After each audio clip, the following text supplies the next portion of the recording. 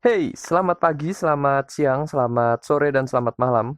Kapanpun teman-teman buka video ini, pada 10 menit ke depan kita akan mempelajari langkah-langkah untuk membuat simulasi sederhana menggunakan aplikasi Flexsim. Nah, sebelum kita masuk ke langkah pertama, jangan lupa teman-teman untuk menekan tombol subscribe karena berlangganan itu gratis dan teman-teman dapat membatalkannya kapan saja. Oke, kita mulai. Kita buka aplikasi Flexsim ya. Nah, aplikasi Flexsim saya ini masih versi 2018. Namun setahu saya tidak terlalu banyak perubahan pada 2020-nya, versi 2020-nya. Nah, di sini saya menggunakan versi trial yang membuat batas penggunaan item-item yang terlibat pada simulasinya itu jadi maksimal 30. Oke.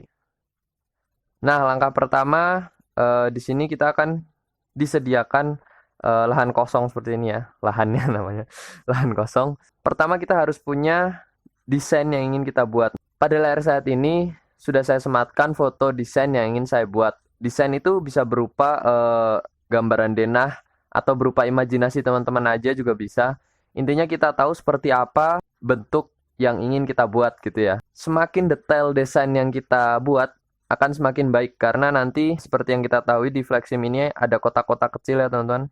Nah, ini bisa melambangkan jarak antara item atau unit yang kita letakkan di simulasi nanti.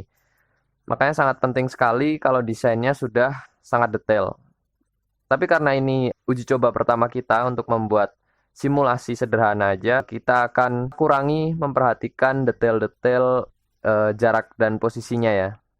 Oke, langkah pertama kita harus memasukkan semua item yang terlibat di desain atau rancangan atau imajinasi kita tadi pada posisi di Flexsimnya ya.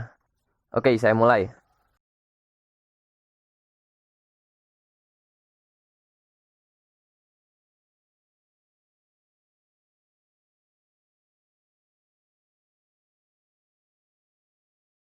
Sampai ke susunan di bagian rak ini masih mudah untuk diikuti karena tinggal menarik aja ya. Perlu saya jelaskan, jadi bagian pertama itu akan baik jika kita memasukkan komponen-komponen pasifnya dulu sebelum kita masukkan komponen aktif yang bergerak dan menjemput barang. Sebenarnya crane di sini termasuk ke komponen aktif, cuman karena posisi dia cukup besar, jadi saya masukkan dulu biar kita gampang meletakkan posisi Q3 dan Q4 atau antrian 3 dan antrian 4. Nah, kita akan masuk ke bagian elevator. Ini cukup unik ya teman-teman. Pertama kita harus meletakkan antriannya dulu atau Q6 di bawah situ.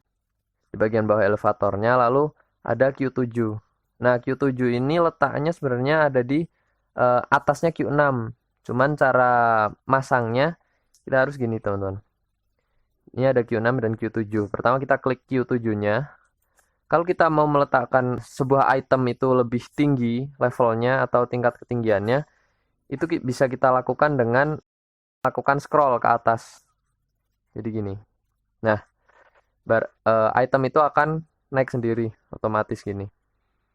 Oke, setelah otomatis gini, kita letakkan di bagian atas Q6, kira-kira situ ya.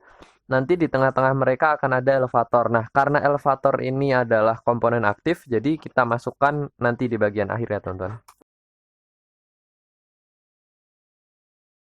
Untuk konveyor ini, kita bisa cukup menarik titik awal dan titik akhirnya. Lalu, yang unik di sini adalah konveyornya bisa naik satu. Nah, salah satu sisinya ada di ketinggian yang sama dengan Q7. Jadi, kita klik konveyornya, ada tanda merah di situ, tanda plus merah. Nah, kita klik tanda plus merah, lalu kita scroll ke atas lagi, teman-teman. Nah, itu akan naik secara otomatis gini. Dan hanya ada satu sisi yang naik. Bisa dilihat. Sisi yang lainnya tetap ya. Kita cek lagi apakah sudah pas. Nah, kurang maju ternyata. Kita majuin. Lalu di bagian bawahnya ada antrian 8 atau Q8. Lalu ada dua antrian lagi di bagian ujungnya. Nah, setelah kita selesai dengan semua bagian yang pasif, kita bisa mulai masukkan bagian yang aktif seperti operator, transporter, crane, tapi crane-nya sudah kita masukkan, dan ASRS. ASRS itu sebenarnya simpelnya itu adalah eh, alat yang memindahkan sebuah barang untuk masuk ke rak gitu ya. Kalau kepanjangannya itu Automatic Storage Retrieval System. Oke, kita mulai masukkan.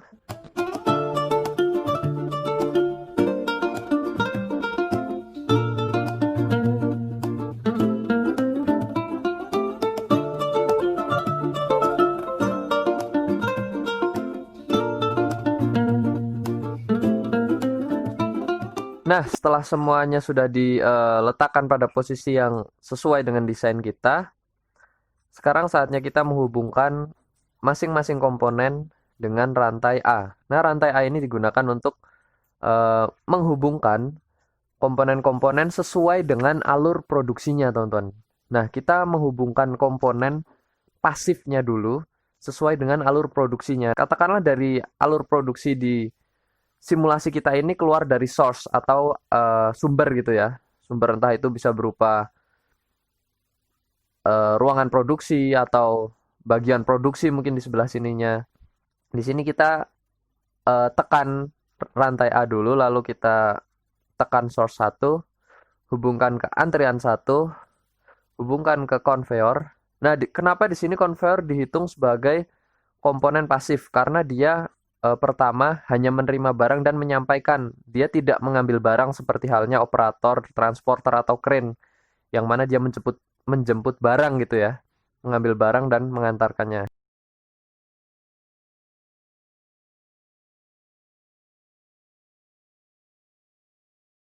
Oke, di sini saya hubungkan dari awal sampai ke akhir alur produksinya.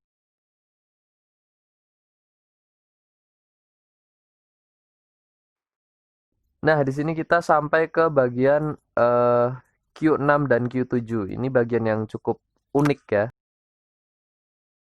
Pertama, kita harus menghubungkan bagian pasif dengan rantai A atau chain A. Nah, di sini dari rak ke Q6, dari Q6 ke Q7, dari Q7 ke conveyor, dari conveyor ke Q8. Nah, di sini akan ada sesuatu yang unik di antara Q6, Q7, dan seterusnya. Oke, sekarang saatnya kita masukkan elevatornya, teman-teman. Kita letakkan elevatornya di dekat Q6 dan Q7 di sini. Ada bagusnya elevator ini kita letakkan di sini dulu, teman-teman, untuk memastikan ketinggian Q7-nya pas. Nah, ternyata terlalu tinggi. Oke, kita turunkan sedikit di sini. Kembali kita ambil lagi elevatornya.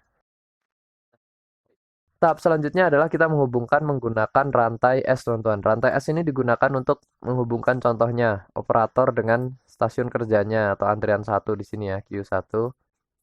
Transporter dengan stasiun kerjanya di sini, Q2.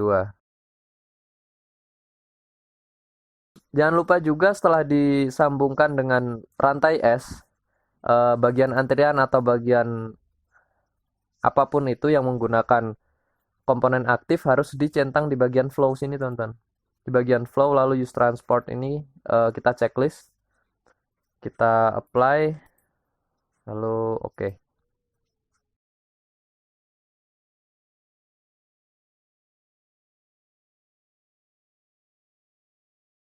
Semuanya kita hubungkan dengan rantai S lalu kita hidupkan use transportnya. Nah, kenapa semua komponen aktif ini kita sambungkan ke tempat dia mengambil, bukan tempat dia mengantarkan? Karena pada dasarnya operator itu ketika kita aktifkan atau transporter itu ketika kita aktifkan simulasinya mereka akan bergerak ke bagian mengambil dulu ya. Jadi kita sambungkannya ke bagian tersebut.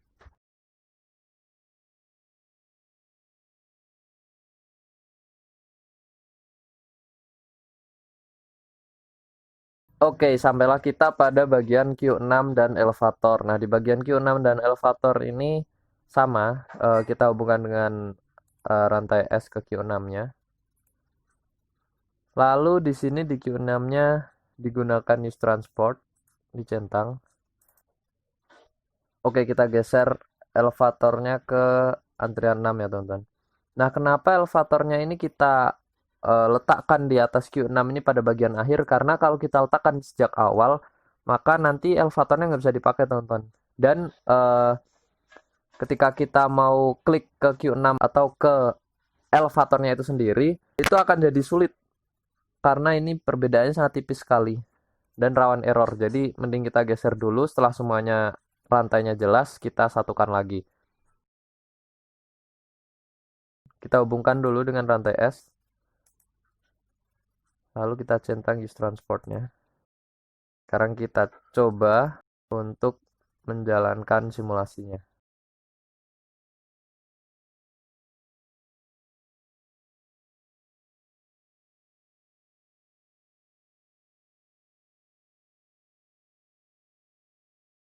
Ini dia bagian elevatornya tadi ya. Oke, elevatornya jalan. Efeknya kayak ngeloncat gitu ya, karena ini nggak nyambung. Nah, itu nanti bisa disambungin aja teman-teman. Ditarik lebih deket aja agar nggak ada efek kayak ngeloncat gitu. Saya mau perdetail lagi adalah bagian di Q8 sini. Karena di Q8 sini kita bisa ngirim ke dua port atau dua antrian, yaitu Q9 dan Q10. Bagaimana cara ngaturnya agar kita mau ngirim ke Q9 dulu atau kita mau ngirim ke Q10 dulu? Nah, ini udah agak ke arah yang flexim yang cukup kompleks gitu ya. Nah, di Q8-nya ini kita double klik, lalu di sini ada pilihan flow. Send to port, ini first available. Nah, ini bisa kita ganti sesuai keinginan kita. Kalau seumpamanya kita pengen dua antrian itu rata gitu, kita bisa pakai short queue if available. Itu artinya dia bakal ngirim ke antrian terpendek. Artinya ketika antrian 9 itu udah cukup banyak, dia akan ngirim ke antrian 10. Jadi kedua antrian itu sama ratanya gitu, sama banyaknya. Oke, kalau mau kita cek, kita apply lalu kita oke dulu. Lalu jangan lupa kalau setelah merubah setting itu kita harus reset dulu teman-teman. Di reset dulu sebelum di run ulang simulasinya. Lalu kita run, kita tingkatkan kecepatannya dan kita lihat di antrian 9 dan 10 sama, ya kurang lebih samalah ya jumlahnya gitu. Karena tadi kita menggunakan pengaturan untuk mengirim barang dari Q8 itu ke antrian yang terpendek. Yang artinya kalau satu antrian udah terlalu banyak, maka dikirim ke antrian yang lain. Jadi akhirnya itu bakalan sama atau rata dua antrian tersebut. Coba kalau kita gunakan pengiriman ke antriannya berdasarkan waktu atau by time of day. Nah, jadi kalau seumpamanya kita mulai di sini ya, jam 8 pagi itu dikirim ke antrian 1, jam 9 dikirim ke antrian 2, jam 10 dikirim ke antrian 1, atau kita buat jam 9 ke atas dikirim ke antrian 2 semua ya. Kita apply. Oke, kita apply lalu kita oke. Jangan lupa kalau sudah merubah suatu setting pada item di Flexim ini, kita reset dulu. Lalu kita run. Nah, di sini bentar. Sebelumnya kita ganti dulu runtime-nya jadi date and time. Oke, nah di sini ada jamnya ya sekarang. Oke, kita reset lagi. Di sini mulai jam 8, artinya dia harusnya menumpuk di antrian 1 atau di sini. Ini disebut antrian 1 kalau di sistemnya ya. Karena tadi kita konekin dulu ke sini. Nah, di sini sudah jam 9, maka seluruh barang akan dimasukkan ke antrian 2. Kenapa ini antrian 2? Karena tadi ketika kita menghubungkan menggunakan rantai A, ini kita hubungkan setelah kita menghubungkan ke antrian 10. Jadi antrian 10 ini rantai pertama dihitungnya jadi port 1. Ini rantai kedua jadi dihitungnya jadi port 2. Di sini sudah menunjukkan jam 11, hampir jam 12 dan semua antriannya di sini semua. Nah, kenapa tiba-tiba pindah? Karena di sini sudah lebih dari jam 12, teman-teman. Tadi kita mengatur hanya sampai jam 12. Hanya sampai jam 12, maka barang-barangnya tetap di port 2. Ketika lebih dari jam 12, maka dia balik lagi ke port 1. Sini ya. Jam 12, dia balik lagi ke 0. 0 itu artinya ya sesuai logika dasarnya, yaitu ke port 1. Untuk permulaan kita mempelajari FlexSim cukup sekian. Mungkin untuk selanjutnya kita akan membuat alternatif-alternatif simulasi yang lebih kompleks dan lebih menantang tentunya menggunakan item-item yang lain. Saya kira cukup sekian untuk video ini. Jangan lupa komen dan like. Dan nantikan video berikutnya. Dadah!